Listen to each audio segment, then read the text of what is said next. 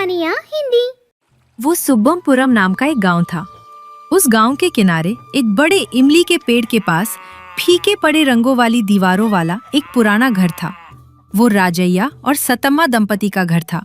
गांव में सबसे ज्यादा अनाज राजैया ही उगाता था। फिर भी उस घर में दिया जलाने के लिए भी सतम्मा तड़प उठती थी। राजैया के पास धन की कमी नहीं थी, लेकिन मन की कमी थी।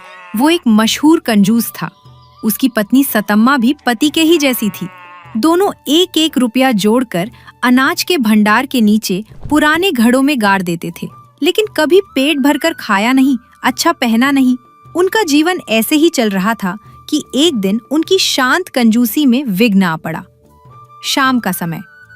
सतम्मा घर में दिया जलाना है या नहीं, इसका हिसाब लगा रही है। ए जी, अंधेरा हो रहा है, वो चिमनी जला दूं क्या? अभी क्या अंधेरा हुआ है? अभी तो मुर्गियां भी अपने घोंसले में नहीं लौटी।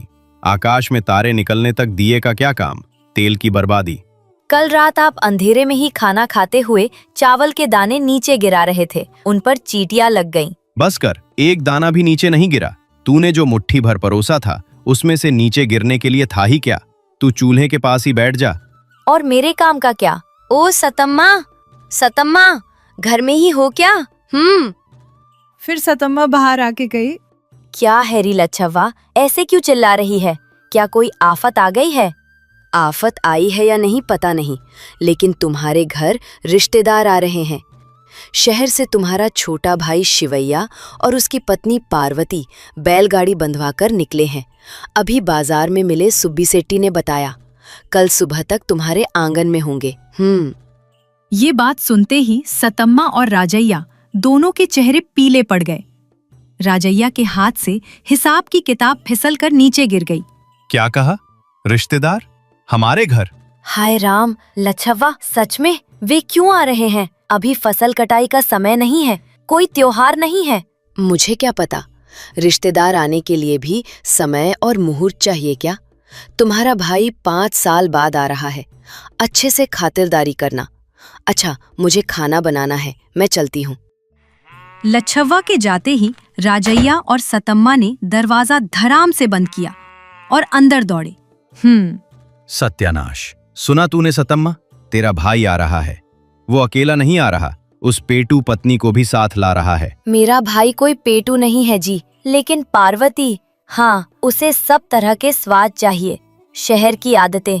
अब हम क्या करेंगे? क्या करेंगे? वे कल आएंगे। कम से कम 2 दिन रहे बिना नहीं जाएंगे। मतलब 4 समय का खाना, सुबह नाश्ता, दोपहर को सब्जियां, रात को खीर। हाय, मेरा पैसा, मेरा अनाज। हमने जो नए चावल की बोरी छिपा कर रखी है, उसकी बास उन्हें लग गई तो फिर हमें नहीं छोड़ेंगे। नहीं, ऐसा नहीं होने देंगे। हमें एक नाटक करना होगा। नाटक? कैसा नाटक? हमें ऐसा नाटक करना होगा जैसे हम बहुत गरीब हो गए हैं। कहना होगा कि इस साल पूरी फसल चूहों ने खा ली। कहना होगा कि घर में एक दाना भी नहीं है। क्या अद्भुत बात कही है जी। हाँ, मैं भी उनके आते ही पेट दर्द का बहाना बनाकर खाट पर लेट जाऊंगी। खूब कहा। इतना ही नहीं, असली उपाय ये है, हमारे पिछवाड़े में रखी नए चावल की बोरियां हटाकर अनाज के भंडार गादे के नीचे गड्ढा खोदकर गाड़ देते हैं। तो उन्हें खाने में क्या देंगे? सुबह मैं खेत से आते वक्त पुराने सड़े हुए ज्वार जो पड़े हैं ना, वे थोड़े ले आऊंगा। उन्हीं की पतली सी माड़ बनाकर परोस देंगे। कहेंगे, इसके सिवा हमारे घर में कुछ नहीं है भाई, हमें माफ कर दो। उस मार की बास देखकर, उस फटी हुई चटाई को देखकर वे खुद ही शाम को गाड़ी जुड़वाकर भाग जाएंगे। अद्भुत। चलिए, अभी उन चावल की बोरियों को हटाते हैं। अगले दिन सुबह शिवैया और पार्वती बैलगाड़ी से उतरे। दोनों के चेहरों पर खुशी थी। उनके उतरते ही राजैया कमजोरी का नाटक करते हुए चबूतरे से उठा और खांसते हुए, जीजा जी कैसे हैं? कितने दिन हो गए आपको देखे? आओ साले साहब, आओ। क्या खाक अच्छे हैं, सब उस भगवान की दया है। पार्वती कही। सतम्मा, कहाँ हो? घर को इतना अंधेरा और गंदा देखकर हैरान रह जाती है। सतम्मा कही। कहाँ हूँ पार्वती? यही खाट पर पड़ी हूँ। पूरी रात पेट दर्द से जान निकल रही थी। पार्वती कही। अरे क्या हुआ दीदी? चेहरा इतना सूखा क्यों गया है? वैद्य को नहीं बुलाया? वैद्य? उसे देने के लिए फूटी कौड़ी भी नहीं है भाभी। इस साल सारी फसल बर्बाद हो गई। खाने को अन्न नहीं है। भूख से पेट में आंतें मरोड़ रही हैं। राजैया कहा, हाँ साले साहब, हमारे कर्म ही फूट गए। आपके आने के समय कम से कम अच्छा पानी देने के लिए भी घर में कुछ नहीं है। अरे कितना कष्ट आ गया। जीजा जी, दीदी, आप चिंता मत कीजिए। ये लीजिए, शहर से आपके लिए थोड़े फल और पकवान लाए हैं। फिर राजैया मन ही मन में, ये नहीं रे, पैसे चाहिए। अरे ये सब क्यों साले साहब? हमें पहले दीदी की हालत देखनी होगी। पार्वती, तुम दीदी के पास ही रहो। जीजा जी, आप आइए, हम जरा गांव के वैद्य से मिलकर आते हैं। वैद्य? नहीं साले साहब, मेरे पास पैसे नहीं है। पैसों की चिंता मैं कर लूंगा, आप चलिए। राजैया को समझ नहीं आया कि क्या करे। न चाहते हुए भी शिवैया के साथ बाहर चल पड़ा। सतम्मा धीरे से खाट से उतरी। अरे उसे तो बाहर भेज दिया, अब तुम्हारे लिए कुछ तो पकाना होगा ना। अरे दीदी, तुम्हें पेट दर्द है ना? तुम मत उठो, मैं ही पकाती हूँ। चावल कहाँ है, बताओ। चावल? अरे बताया नहीं ना, घर में एक दाना भी नहीं है भाभी। उस कोने वाले घरे में कल की सड़ी हुई ज्वार की माड़ है, उसे ही गरम करके पी लेते हैं। यही है क्या दीदी जो आप खाते हैं? ये तो पशु भी नहीं पीते। हमारी जिंदगी ऐसी ही है भाभी, कमजोरी आ रही है, मैं फिर सो जाती हूँ। पार्वती को समझ नहीं आया कि क्या करे। इतने में शिवैया और राजैया वापस आ गए। वैद्य ने दवा दी है दीदी, कम हो जाएगा। लेकिन उन्होंने एक बात कही, कमजोरी की वजह से दर्द है। अच्छा, ताकतवर खाना खाना चाहिए। राजैया कहा, ताकतवर खाना? अरे मार के लिए ही गति नहीं है तो? इसीलिए जीजा जी, मैंने एक निर्णय लिया है। क्या निर्णय? हाँ, मेरी बहन और जीजा जी ऐसे कष्ट में हो तो मैं देखता नहीं रह सकता। मेरे पास शहर से लाए हुए पैसे हैं। बाजार जाकर जरूरी चावल, दाल, सब्जियां सब मैं ही खरीद कर लाऊंगा। तुम खरीदोगे? हाँ, इतना ही नहीं, आपकी फसल फिर से आने तक, मतलब कम से कम 6 महीने तक हम यहीं रहकर आपको पलकों पर बिठा कर रखेंगे। ये बात सुनते ही राजैया और सतम्मा दोनों के दिल की धड़कन रुकने जैसी हो गई। शिवैया और पार्वती के बाहर जाते ही राजैया और सतम्मा कमरे में दौड़े। सुना आपने? 6 महीने हमारे घर में ही रहेंगे। राजैया कहा, 6 महीने नहीं, 6 दिन भी मैं उन्हें झेल नहीं सकता। ये हमें डुबोने के लिए ही आए हैं। उस शिवैया की नजर मेरी जायदाद पर है। अब क्या करेंगे? वे बाजार जाएंगे तो हमारी इज्जत जाएगी। राजैया के घर में दाने नहीं है तो उसका साला खरीद रहा है कहकर पूरा गांव ढिंडोरा पीटेगा। इतना ही नहीं, वो हमारे घर में 6 महीने रहेगा तो हमने जो धन छिपाया है वो उसकी नजर में पड़ जाएगा। हाय, मेरा पेट दर्द का नाटक भी उल्टा पड़ गया। नहीं, एक और रास्ता है। हमने सोचा था वे हमसे गरीब हैं, लेकिन वे हमसे ज्यादा अमीर जैसा व्यवहार कर रहे हैं। हमें साबित करना होगा कि हम उनसे बड़े हैं। हमें कहना होगा कि उनकी मदद की हमें जरूरत नहीं है। मतलब हमें साबित करना होगा कि हम गरीब नहीं हैं। दौड़ो, भंडार के नीचे गाड़ी हुई नई चावल की बोरी बाहर निकालो, मचान पर रखे नए कंबल उतारो, पिछवाड़े से सब्जियां तोड़ लाओ। अद्भुत, उनके पैसे हमें नहीं चाहिए, हम ही उन्हें दावत खिलाते हैं। तब वे खुद शर्मिंदा होकर आप तो अच्छे खासे हैं कहकर कल ही गाड़ी जोड़ लेंगे। हाँ, मेरा पैसा मैं खर्च करूंगा, लेकिन 6 महीने उन्हें पालने से अच्छा है एक दिन दावत देकर विदा करना ही फायदेमंद है। चलो जल्दी। शिवैया और पार्वती बाजार से वापस आने तक घर का नक्शा ही बदल गया था। अंधेरे में डूबा घर अब 3 दियों की रोशनी से जगमगा रहा था। फटी चटाइयों की जगह नई चटाइयां थीं। आओ साले साहब, आओ, इतनी जल्दी आ गए? क्या जीजा जी ये सब? अरे घर तो... कुछ नहीं भाभी, मेरा पेट दर्द कम हो गया। आप आए हैं ये जानकर खुशी से उठ बैठी। ये देखो, तुम्हारे लिए ही गर्मा गर्म पुलाव और वड़े बनाए हैं। पार्वती कही, दीदी, तुमने बनाया ये सब? लेकिन सुबह तो दाने नहीं है कहा था। वो तो मेरे साले साहब के साथ मेरा मजाक था। मेरे घर में दानों की कमी होना क्या? उस भंडार घर में मेरी दौलत भरी पड़ी है। हाँ भाभी, हमें किसी की दया नहीं चाहिए। हम अपने पैरों पर खड़े हो सकते हैं। शिवैया और पार्वती ने एक दूसरे को देखकर ओहो, ऐसा है? मतलब आपको हमारी मदद की जरूरत नहीं है? 6 महीने यहाँ रहने का मेरा विचार आपको पसंद नहीं आया क्या जीजा जी? अरे ऐसा कुछ नहीं है साले साहब, तुम 6 महीने नहीं 6 साल रह सकते हो, लेकिन तुम्हें शहर में काम होंगे ना। मतलब आप चाहते हैं कि हम कल ही चले जाएं दीदी? वो ठीक है जीजा जी, अपना नाटक बंद कीजिए। आपके भंडार के नीचे छिपाए चावल, मचान पर छिपाए कंबल, सब हमें पता है। राजैया और सतम्मा सन्न रह गए। दीदी, हमें देखकर आपको गरीब होने का नाटक करने की जरूरत नहीं है। हम आपकी जायदाद बांटने नहीं आए, आपका प्यार बांटने आए हैं। हाँ जीजा जी, आपने एक एक रुपया जमा किया, खुशी की बात है, लेकिन उस पैसे का सुख भोगे बिना। साले साहब, मुझे माफ कर दो। भैया, मेरी भी गलती है। अपने पति को समझाने के बजाय मैंने भी उनका साथ दिया। अरे माफी किस लिए? अब समझ गए ना, पैसा हमारी जरूरतों के लिए और 4 लोगों की मदद करने के लिए होता है, उसे गाड़ कर रखने और खुद भूखे रहने के लिए नहीं। अब देखिए, घर कितना खिला खिला लग रहा है। सच कहा साले साहब, आपने ही मेरी आंखें खोली। सतम्मा, वे वड़े इधर लाओ। आज मैं अपने रिश्तेदारों को जमींदार की तरह खाना खिलाऊंगा। कमाया हुआ धन रिश्तेदारों और अपनों के साथ बांटने पर ही उसका असली मूल्य होता है। कंजूसी से जमा की गई दौलत मन को शांति नहीं देती, बल्कि बने बनाए रिश्तों को भी दूर कर देती है।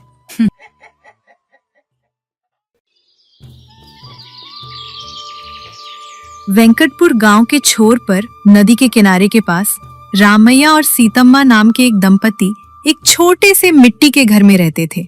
उनके पास 2 एकड़ सूखी खेती की जमीन और आंगन में 2 भैंसें थीं। जो कुछ भी उनके पास था उसी में संतुष्ट रहकर वे एक दूसरे का साथ देते हुए शांति से जीवन बिता रहे थे। वह पुष्य का महीना था। उस साल गांव पर कड़ाके की ठंड का ऐसा प्रकोप था जैसा पहले कभी नहीं देखा गया था। सुबह जल्दी उठकर आंगन में आने पर कोहरा एक घनी चादर की तरह गांव को ढक लेता था, जिससे सामने खड़ा व्यक्ति भी दिखाई नहीं देता था। हवा सुइयों की तरह शरीर में चुभ रही थी। रामैया और सीतम्मा ने उस सर्दी के मौसम के लिए आवश्यक सभी तैयारियां कर ली थी। रामैया जंगल जाकर लकड़ियों का एक बड़ा गट्ठा ले आया और उसे पिछवाड़े में ढेर के नीचे जमा दिया। सीतम्मा ने चावल के बर्तन और दालों के घड़े को पूरा भरकर अटारी पर सुरक्षित रख दिया। एक दिन शाम को जब दोनों बरामदे में बैठकर अंगीठी के पास ठंड ताप रहे थे, तभी गांव की ओर से एक गाड़ी की आवाज सुनाई दी।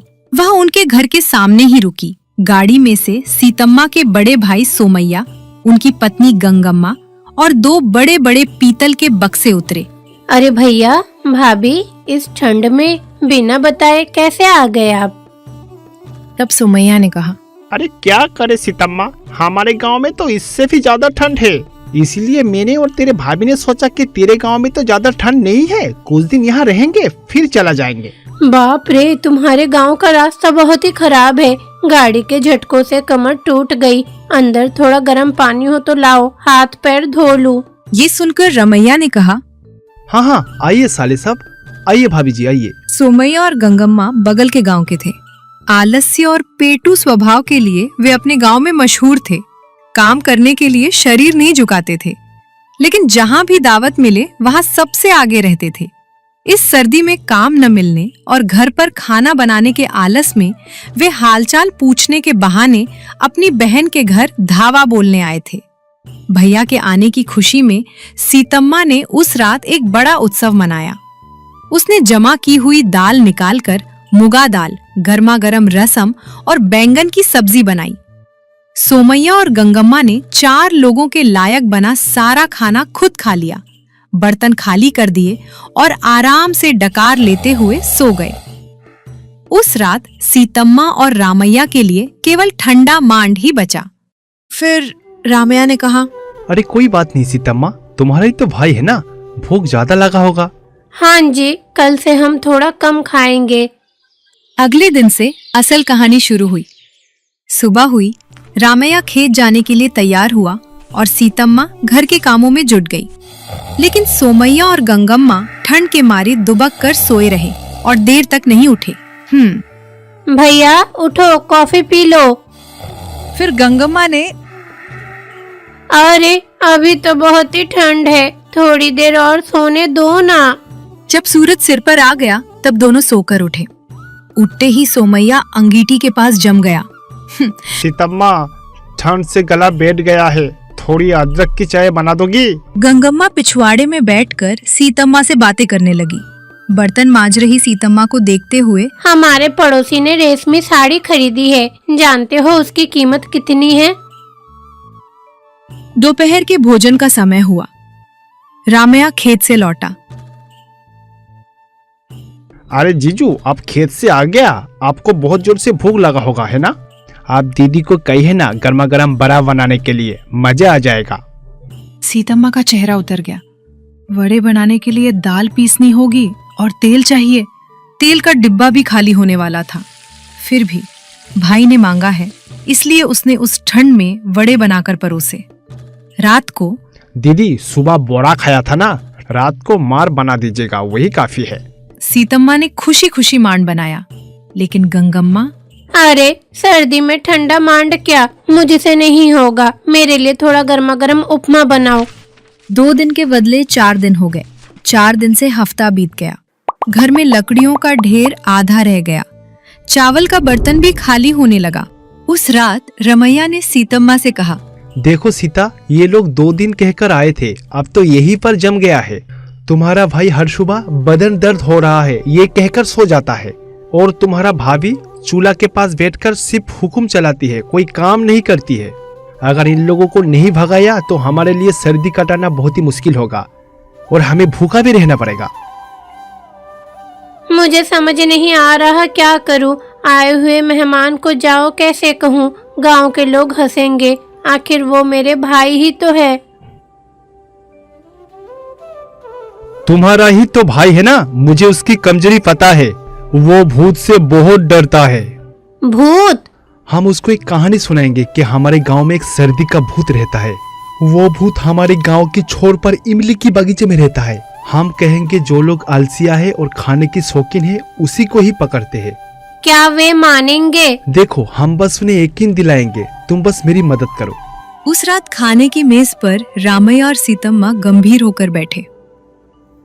सीतम्मा, कल से दरवाजा बहुत ही मजबूती से बंद करना और सूरज ढलने के साथ साथ सभी को घर में रहना होगा। अरे जीजा जी, ऐसा क्यों? क्या चोरों की डर से ये सब करोगे? फिर रामैया गंभीर होकर कहा, चोर नहीं, चोरों से भी खतरनाक थे भाई। कल पड़ोस वाली सुब्बुडू को सर्दी वाली भूत ने पकड़ लिया था। सर्दी का भूत? वो कैसा है? आपको नहीं पता भाभी, ये पुष्य मास में ठंड जब बढ़ जाती है तब वो आता है, जो बिना काम किए आलसियों की तरह बैठा रहता है उसे ढूंढता है। ये सब तुम लोगों की अंधविश्वास है, हम लोग ये सब नहीं मानते। आपकी मर्जी भाई, हमें जो सावधानी बतानी थी हमने बता दिया। परसों सुब्बुडू ने भी यकीन नहीं किया, कल रात ठंड से कांपते हुए मर गया। सोमैया और गंगम्मा के चेहरे का रंग उड़ गया। उस रात खाना खाकर वे जल्दी सो गए। ठीक आधी रात सोमैया और गंगम्मा जिस कमरे में सो रहे थे उसकी खिड़की पर किसी के नाखूनों से खुरचने की आवाज आई। गंगम्मा डरते हुए, हे जी, ये आवाज कैसी है? सोमैया नींद में बोलने लगी। अरे कुछ नहीं, ठंडी हवा चल रही है, सो जाओ। वो आवाज फिर से आई, आलसियों का गंध, वो लोग मुझे चाहिए। वो रामैया था जो घर के पीछे से आवाज बदलकर चिल्ला रहा था। दोनों चौंक कर उठ बैठे। बाहर किसी सफेद आकृति के चलने की परछाई दिखी। वो रामैया था जिसने शरीर पर चावल का आटा मल रखा था और काला कंबल ओढ़कर जानबूझकर घूम रहा था। अरे भूत, सचमुच भूत, वो मुझे पकड़ लेगा। अरे जोर से मत चिल्ला, वो हमें ही बुला रहा है। आलसी कहा उसने, मतलब कि तुम। अगली सुबह सोमैया और गंगम्मा के चेहरे उतरे हुए थे। वे अंगीठी के पास जाने से भी डर रहे थे। क्या हुआ भाभी, सुबह सुबह उठ गई, अंगीठी के पास नहीं बैठी? नहीं, ठंड नहीं लग रही। अच्छा, रात में कोई जोर जोर से चिल्ला रहा था क्या? हाँ जीजा जी, भूत आया था, सच में भूत आया था, आलसी कहकर चिल्ला रहा था। अरे क्या, सच में? मतलब कि वो भूत हमारा आसपास ही घूम रहा है, वो इस तरह आलसी लोगों को पकड़ता है। सुब्बुट्टू इसलिए दुनिया छोड़ के चला गया। अरे हमें पता नहीं था, हमें बचाइए भैया। इसका एक ही तरीका है भाभी, कहते हैं कि भूत को मेहनत करने वाले लोग बिल्कुल पसंद नहीं है, समझे आप? उस दिन सोमैया रामैया के साथ खेत पर गया। गंगम्मा सीतम्मा के साथ बर्तन मांजने और पिछवाड़े में गोबर उठाने बैठ गईं। लेकिन उन्हें काम करने की आदत नहीं थी। शाम तक वे बदन दर्द से कराहने लगे। उफ, मुझसे नहीं होगा जीजा जी, इस काम से बेहतर तो उस भूत के हाथ में लाश बन जाऊं। मेरे कमर आकर गया है। हाँ जी, ये सीतम्मा मुझसे बहुत काम करवा रही है, मेरा हाथ भी फट गई है। उस रात फिर से रामैया ने घर का दरवाजा जोर जोर से पीटने लगे। इस घर से अभी भी आलसियों का गंध आ रही है, आज रात तुम दोनों की खैर नहीं। सोमैया और गंगम्मा डर के मारे थर थर कांपने लगे। रात भर सो नहीं पाए। सुबह होने से पहले ही सोमैया और गंगम्मा ने अपने बक्से बांध लिए। रामैया और सीतम्मा के जागने से पहले ही वे बाहर बैठ गए। रामैया बाहर आया। अरे साले साहब, इतना जल्दी उठ गया? अरे जीजा जी, अरे सीतम्मा, हमें गांव में राजा के पास काम है, इसलिए हमें अभी निकलना होगा। अभी जाओगे? 2 दिन और रुक जाते तो बहुत ही अच्छा होता। नहीं जी, हमारे पास समय नहीं है, गाड़ी मंगवाइए, हम चले जाएंगे। भैया कम से कम मांड तो पी कर जाइए। नहीं नहीं, हमें कुछ नहीं चाहिए, रास्ते के खर्च के लिए कुछ पैसा दे तो बस। रामैया ने अपनी हंसी रोकते हुए 10 रुपए दिए। दोनों जल्दी जल्दी गाड़ी में चढ़े और गांव छोड़कर भाग गए। गाड़ी ओझल होने तक वे पीछे मुड़ मुड़ कर देखते रहे कि कहीं भूत फिर से तो नहीं आ रहा। उनके जाने के बाद रामैया और सीतम्मा खूब हंसे। देखा सीतम्मा, सर्दी के भूत के डर से कैसे भाग गया। हाँ जी, वैसे आपने भूत की एक्टिंग बहुत अच्छी की, मैं भी डर गई थी। असली रिश्तेदारों से पीछा छुड़ाने के लिए कुछ तो बुद्धि का इस्तेमाल करना पड़ेगा ना। अब हमारे पास लकड़ियाँ और चावल बच जाएगा और ये सर्दी बहुत ही मजे से कटेगा। उसके बाद दोनों खुशी खुशी अंगीठी के पास बैठे और बची हुई लकड़ियों की गर्मी से ठंड तापने लगे।